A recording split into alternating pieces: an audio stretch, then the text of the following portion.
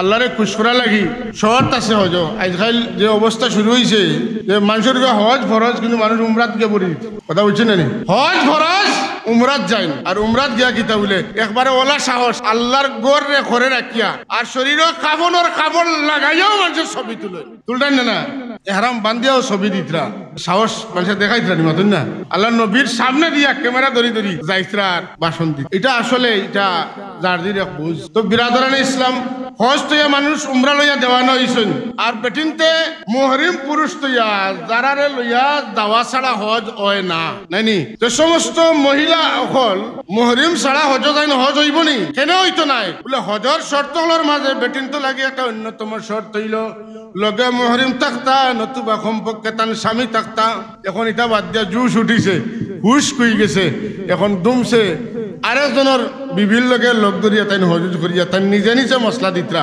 এগুলা কিন্তু চলে যে কারণে এখন হজর মৌসুম এই কথাটা আপনারা খেদমতে গুজারিশ করলাম আরো অন্যান্য শর্তকল আছে এই শর্ট ফিল আপ হইলে অনেকে আসেন যে এই ফিরা উমরা করিয়াই ৫৭ বছর হজ যাইমু সেনে বলে গিয়া একটু কল কবজা হতা শিক্ষাই বুঝাই ৫৭ বছর বাসবা করি কোনো চিরকুট তোমার কাছে আইছে নি আল্লাহ রব্বুল আলামিনে আমরা বড় মায়া করছেন করি কিলা বুঝতাম বলে আল্লাহ আমরা মানুষ হিসাবে যদিও আমরার মাঝে গুনাহ করারও মাত্রা দিছেন কিন্তু গুনাহ মাফ করিয়ে দেওয়ার লাগে আল্লাহ বড় আমরা আহ্বান করতে আসে কোনো মুসলমানে যদি ১ ওয়াক্তর নমাজ পড়ে ১২ ওয়াক্তর নমাজও পড়িলে এতে মাঝখানোর সব গুনাহ তার মাফ হয়ে যায়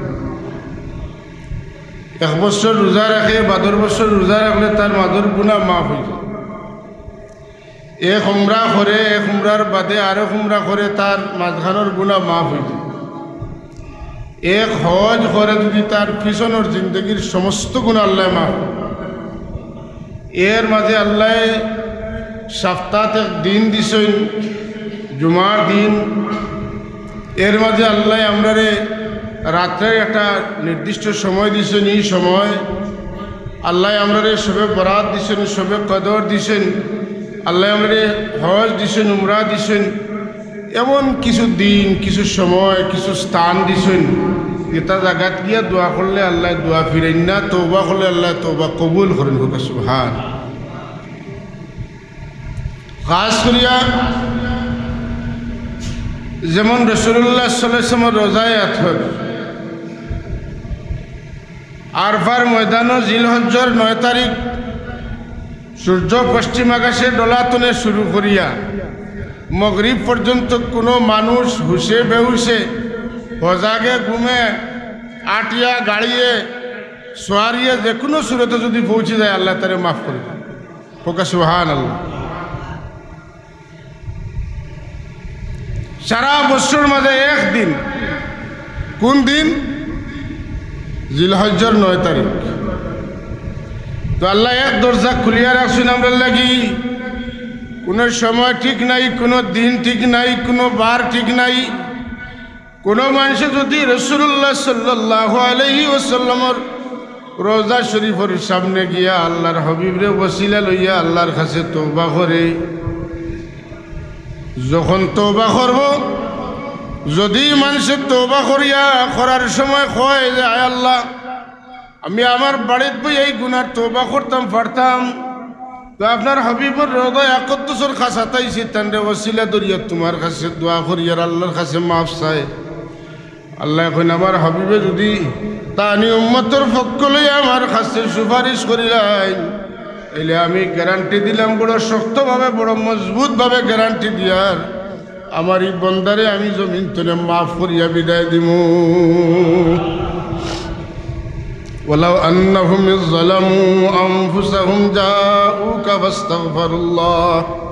واستغفر لهم الرسول لوجدوا الله توابا رحيما فوق سبحان ইনো কোনো তারিখ নাই সময় নাই আল্লাহর হাবিবের খেদমত সাহাবায়ে কেরাম জিজ্ঞাসা করেন ইয়া রাসূলুল্লাহ কোন সময় দোয়া আল্লাহ বেশি শুনেন রাসূলুল্লাহ জবাব দেন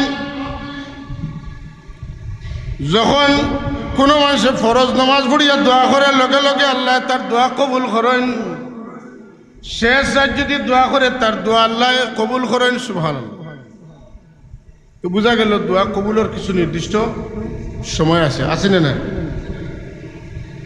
কোনো মানুষ যদি হাজারে আসতে চুমা দিয়া দোয়া করে তার দোয়া কবুল হইব, যদি বাইতুল্লাহ শরীফের দরওয়াজার দরিয়া দোয়া করে তার দোয়া কবুল হইব, যদি মুনতজমত দোয়া করে দোয়া কবুল হইব, মাকাম ইব্রাহিমত দোয়া করে তার দোয়া কবুল হইব, রুকনে আমানির দরিয়া দোয়া করে তার দোয়া কবুল হইব, হাতিমর বিচ্ছে দোয়া করে দোয়া কবুল হইব, মিজাবে রহমতের নিচে যদি উবাইয়া দোয়া করে তার দোয়া কবুল হইব, মাতাফত দোয়া করলে দোয়া কবুল হইব, সাফাত উবাইয়া দোয়া করলে দোয়া কবুল হইব, মারুয়া পাহাড়ে দাঁড়াইয়া যদি দোয়া করে তার দোয়া কবুল হইব।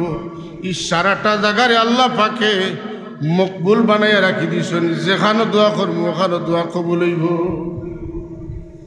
এর মাঝে ফিকির আছে, এই যে মাকামে ইব্রাহিম, মাকামে ইব্রাহিমটা আমরা লাগি বহু বড় একটা নজির, একটা দৃষ্টান্ত। এখানে একটা পাথর আছে না নাই মাঝকে সব এক গড়ের ভিতরে খুব সুন্দর করিয়া দুইটা কদমের দাগ, এই দুইও দাগ কার কদমর?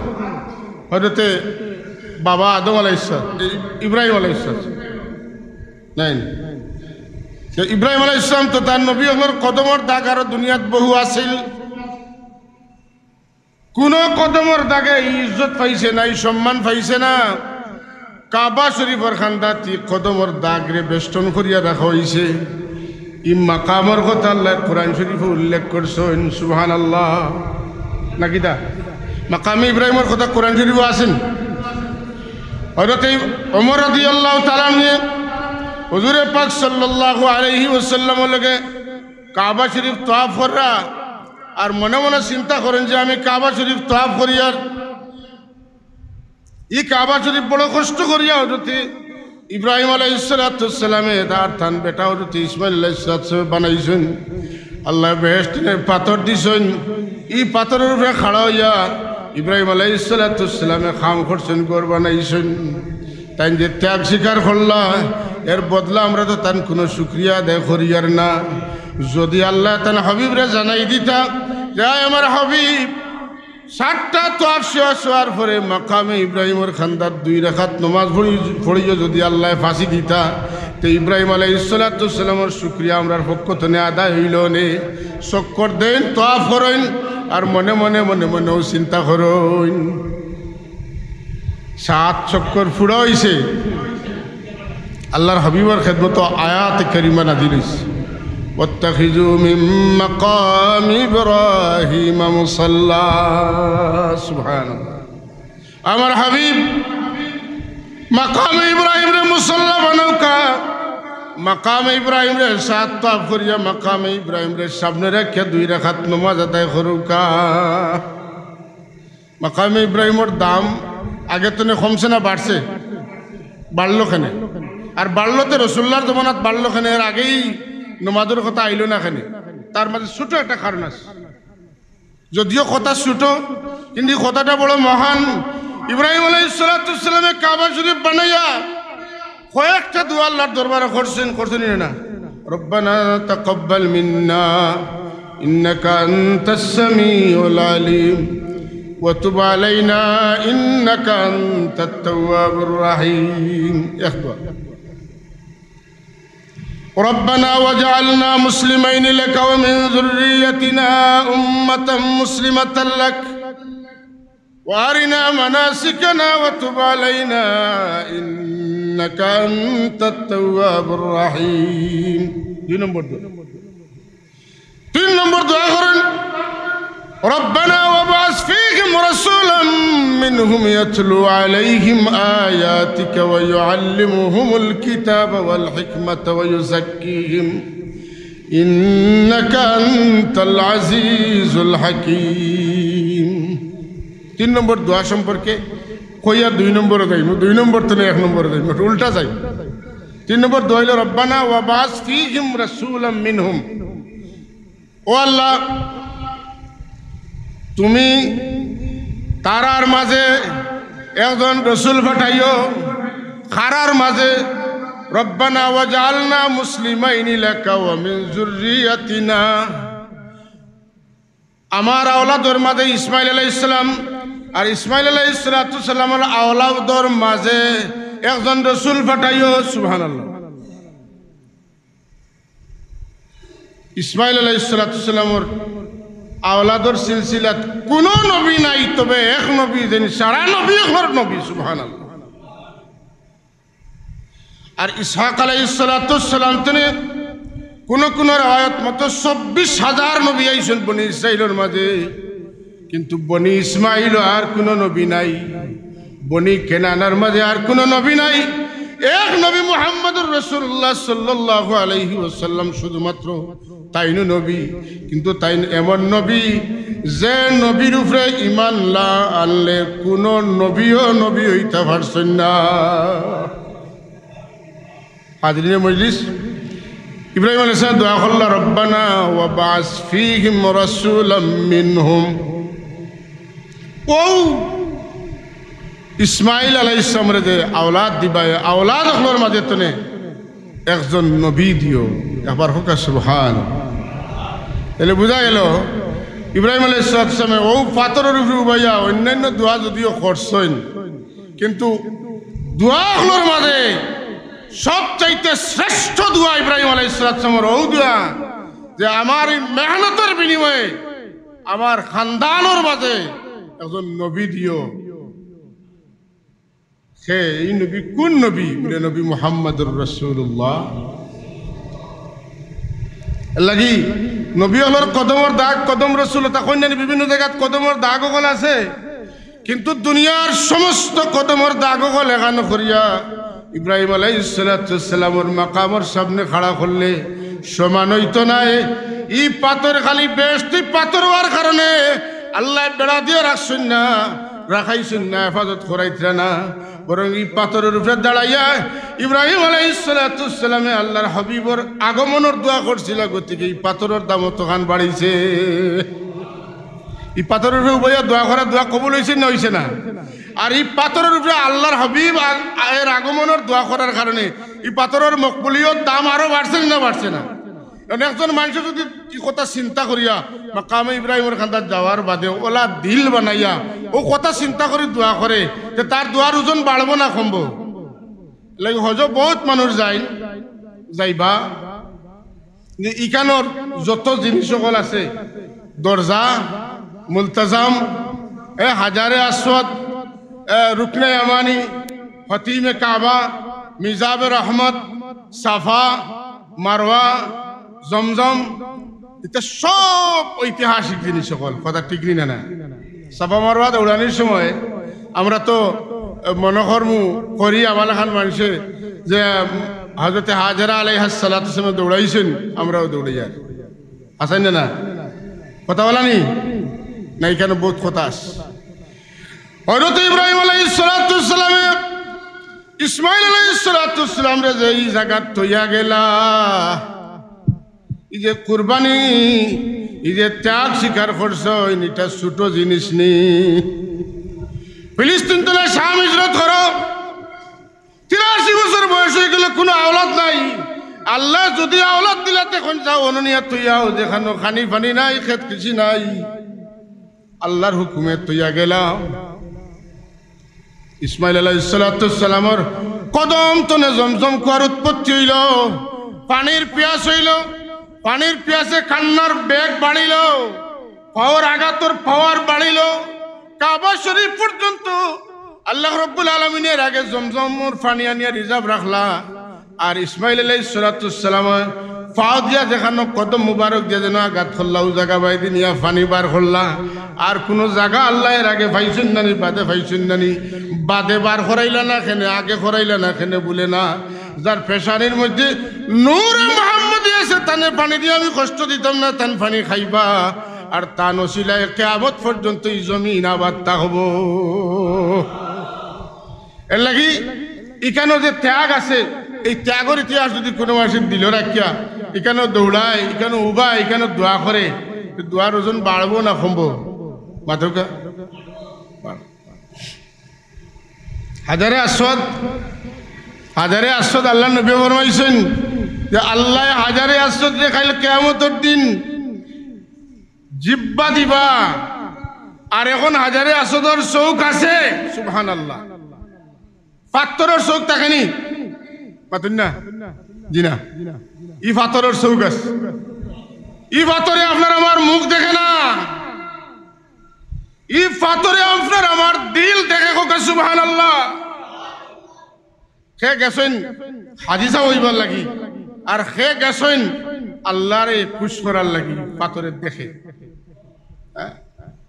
কিয়ামতের দিন পাথরের সাক্ষী দিব যে আয় আল্লাহ তোমার বান্দা হলো তোমারে খুশ করার লাগি আইয়া আমারে চুমা দিছেন, বহুত লড়াই করছেন, পারছেন না, দূর থেকে ইশারা করছেন, ইস্তেলাম করছেন। সেদিন তান মুখ খুলি দিব, আর এখন তান চোখ খোলা। এর লাগি কোনো মানুষে হারাম টেকা লইয়া হারাম টেকা লইয়া কাবা শরীফ দেখার ইরাদা করে না, যেন ব্যস্ত যাওয়ার দূরের কথা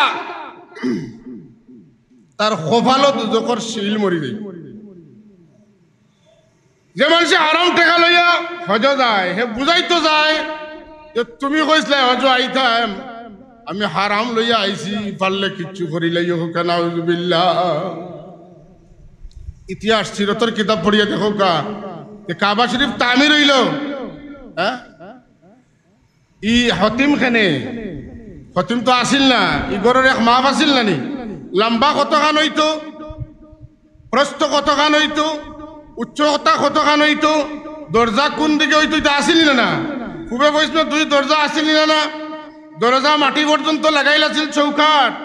এখন মাথার উপরে উঠলো খেনে, অত দূর খেনে বলে মুশরিক হলে এই দেশের আরবের মানুষ হলে কাবা শরীফ বানানিত লাগছেন, বানানিত লাগলে তারার কাছে হালাল টেকা আসিল না। যে পরিমাণ টেকা জমাইতে পারছেন হালাল, ও পরিমাণ বড় করে ঘর বানাইছেন, আর বাকি বাজু সাড়িয়া বেড়দি রাখি দিছে। ও বেড়দি দেখান ডাকছেন, এটা হইল হতিম। এখানের নাম হাতিমুন। হাতমুন মানে আরবিতে ভগ্নাংশ হয়, ভগ্নাংশ। যেখানে বানাইতে পারছেন না ওখানে হয়ে গেছে হতিম। এর লাগি হয়তো আয়েশা সিদ্দিকা রাদিয়াল্লাহু তাআলা আনহা ফরমাইন, যেদিন মক্কা ফতে হইল আমি রাসূলুল্লাহরে কইলাম, ইয়া রাসূলুল্লাহ আমি নিয়ত করছিলাম যদি আপনারা তো মক্কা বিজয় হয় তাইলে আমি কাবা শরীফের ভিতরে আমাইয়া 2 রাকাত নামাজ পড়মু। আল্লাহর হাবিবে এই কথা শুনিয়া চাবি তলব করলা, চাবি পাইলা, চাবি পাওয়ার পরে যেন চাবি দিচ্ছেন তেন খইয়া দিলা যে আল্লাহর হাবিবের কাছে কইও এই দেশের মানুষে কোনোদিন রাইত কাবা শরীফের তালাক খুলেন না, অতটুকু খবর হসাই দিল। আল্লাহর হাবিবে শুনলা, শুনিয়া কইলা আমার ময়মুরব্বী হলে যেহেতু রাইত কাবা শরীফের তালাক খুলছেন না, আমিও তান্তানদের সম্মান দিয়া রাইত তালাক খুলতাম না। আয়েশা তুমি হাতিমের ভিতরে নামাজ পড়িলাও, ফাইনাল হাতিম মিনাল কাবা, কারণ হাতিম হইল কাবা শরীফের অংশ। সুবহানাল্লাহ। ও আমরা মুফতি সাহেব হইয়া গেছেন আব্দুল্লাহ ইবনে জুবায়ের, আয়েশা সিদ্দিকা রাদিয়াল্লাহু তাআলা আনহার বইনফুত। তাইন আল্লাহ নবীও আয়েশা সিদ্দিকারে কইতরা যে আমি যদি বাসি সামনে দি যদি বাসি তাইলে ইব্রাহিম আলাইহিস সালাম জেলা কাবা শরীফ বানাইছিল ওলা বানাইমু। আল্লাহ নবী তো হজ করার বাদে তো আর মাত্র কয় দিন দুনিয়ার তাহলা ফাইলা না।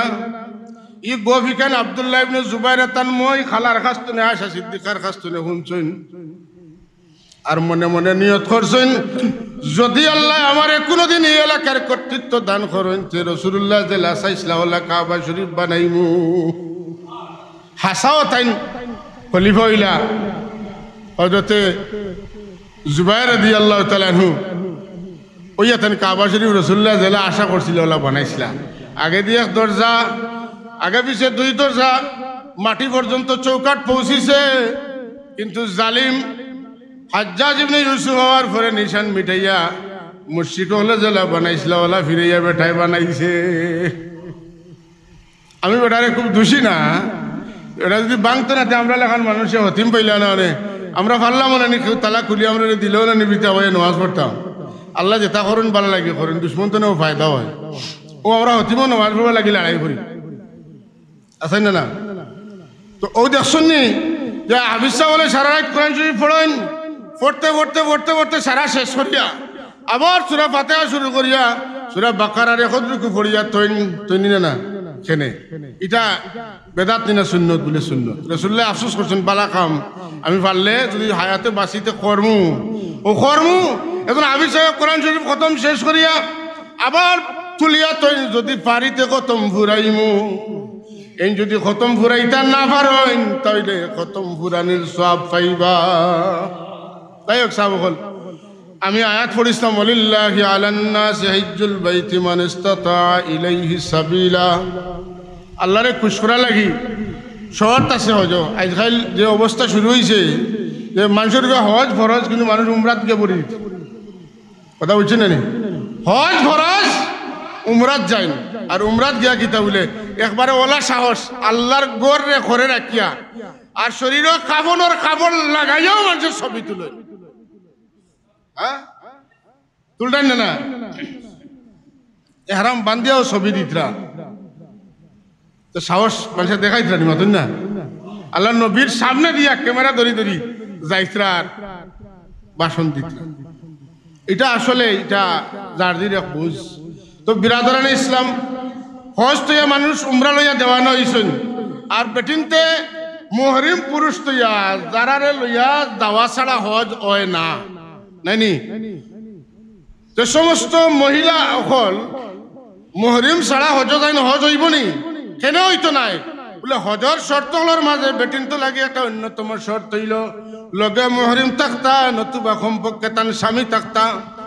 এখন এটা বাদ দিয়া জুস উঠিছে হুশ কই গেছে এখন দুমছে আরেকজনের বিভিন্ন লগে লোক ধরিয়া তাই হজ করিয়া তাই নিজে মশলা দিতরা এগুলা কিন্তু চলে যে কারণে এখন হজর মৌসুম এই কথাটা আপনারা খেদমতে গুজারিশ করলাম। আরো অন্যান্য শর্তকল আছে এই শর্ট ফিল আপ হইলে অনেকে আছেন যে এই ফিরা উমরা করিয়াই 57 বছর হজ যাইমু সেনে বলে গিয়া একটু কল কবজা হতা শিক্ষাই বুঝাই 57 বছর বাসবা করি কোন চিরকুট তোমার কাছে আইছে নি নাই তাইলে আপনি 57 বছর কইলা যদি মারা যান অথবা আপনি গরিব হন আল্লাহ নবী ফরমাইন যে মানুষে হজ করলো রফাস করলো না ফুসুক করলো না ই দুই কাম করলো না আল্লাহ তারে বাড়ি ফিরত দিবা এ তার মার গর্তনে জন্ম লইয়া জেলা নিষ্পাপ আসিল বালা জিনিস। আল্লাহর নবী আবার ফরমাইন যে মানুষের হজ করার তৌফিক আছে রাষ্ট্রীয় কোনো বাধা নাই শারীরিক কোনো বাধা নাই অথচ হজ করলো না ইহুদিও মরক অথবা নাসারাও মরক আমার কোনো আয় যায় না নাউজুবিল্লাহ। বুঝলা তো ঠিক মতো করলে জীবনের সব গুনাহ মাফ।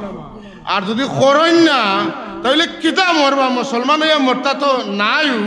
রাসূলুল্লাহ বলেন হয় ইহুদি হইয়া মরবাই নাইলে খ্রিস্টান হইয়া মরবাই আমি তোমার খবর করতাম না নাউজুবিল্লাহ মিন যালিক। এর লাগি সাইরো মাযহাবর ইমামগুলোর মাঝে ইখতিলাফ আছে যদি কোনো মানুষে যে বছর হজ ফরজ করিলেন তে কি হইব বলে তো করিলেই না যদি তাই করেন না বাদর বছর আল্লাহ আয়াতে বাসাই একসময় করিলেইছেন আদা হইব ও যে পয়লা বছর করলা না গুণ হইব না সব হইব বলে গুণ হইব। হ্যাঁ ইজমা হইল গিয়া যদি তাই শেষ পর্যন্ত আদায় করিলাইন তাহলে কি তৈ যাব আল্লাহ তানর ও যে হজ করছেন ওখানোর কারণে আও গুণাও মাফ করে দিলাইবা আলহামদুলিল্লাহ আল্লাহর দয়া। কিন্তু আমরা কেউ জানি না আমরা কাছে কোনো গ্যারান্টি নাই যে আমরা কত বছর পর্যন্ত বাঁচবো কিনা। আর বিশেষ করে আমরা বাংলাদেশি মানুষ আমরা অপেক্ষা করি যে গুনাহ করতে করতে জমক সকল তা করার বাদে গিয়া একলগে গোসল করিয়া আইমু সাফ হইয়া কথা ঠিক নি না আমরা অনেকে গিয়া ইটা কাম অকল করা সম্ভব নয় কঠিন কাজ অকল আছে তোয়াফ করা সাই করা রমিউল জামার করা উকুফ করা এই যে সমস্ত কাজ অকল আছে ইটা নিজে করাটা খুব কঠিন জিনিস খুব তাগড়া জোয়ানো আর বাদে করা কঠিন আর বৃদ্ধ হইলে তো উপায় নাই মাতুকা কঠিন নাই। আর এরপরে আল্লাহর কথাটা বড় সুন্দর আমি শেষ করলিতাম 1 মিনিটে করলিমু ওয়ালিল্লাহি আলান নাসি হিজ্জুল বাইতি মান ইসতাতা ইলাইহি সাবিলা। হজ করতাম আল্লাহরে খুশ করবার লাগি ওয়ালিল্লাহ আর বাদে ওয়া আতিমুল হজ্জ ওয়াল উমরাতা লিল্লাহ হজ শেষ করতাম আল্লাহরে খুশ করার লাগি। তার মানে হাজি সাহেবের ভিতরে বেশ খুলুসিয়ত থাকা আবশ্যক। হাজি হইতে আমি কথা দিল আইলেও শেষ হাজি সাহেব হইতাম, মানুষে হাজি সাহেব হইতা, আমার নামার আগে আলহাজ হইতো, ইতা রাখলে বেড়া লাগিস। আর নাইলে ইখান মাফ পাওয়ার দেখা, মাফি পাওয়ার সুযোগ আল্লাহ তাবারক ওয়া তাআলা আমরা যারা হাজির আছি প্রত্যেক রে বারবার হারামাইন শরীফের মকবুল জিয়ারত নসিব ফরমাকা হোকা আমিন, সবে হোকা আমিন। সাল্লাল্লাহু আলা সাইয়্যিদিনা ওয়া মাওলানা মুহাম্মদ ওয়া আলা আলিহি ওয়া আসহাবিহি ওয়া সাল্লাম। সাল্লাল্লাহু আলা সাইয়্যিদিনা ওয়া মাওলানা মুহাম্মদ ওয়া আলিহি ওয়া আসহাবিহি ওয়া সাল্লাম। আল্লাহুম্মা আমিন। اللهم صل على سيدنا محمد وعلى آل سيدنا محمد صلاة دائمة مقبولة تؤدي بها عنا حقه العظيم. ربنا تقبل منا إنك أنت السميع العليم وتب علينا إنك أنت التواب الرحيم. ربنا آتنا في الدنيا حسنة وفي الآخرة حسنة وقنا عذاب النار وادخلنا الجنة مع المتقين والأبرار يا عزيز يا غفار يا رب العالمين. ربنا اغفر لنا ولإخواننا الذين سبقونا بالإيمان ولا تجعل في قلوبنا غلا للذين آمنوا ربنا إنك رؤوف رحيم. أي الله أمر عواب وأخواه هنا قبول فرماو তোমার মকবুল আলী হযরত সাহেব কুবলা রহমতুল্লাহ দরজারে বুলন করে দাও।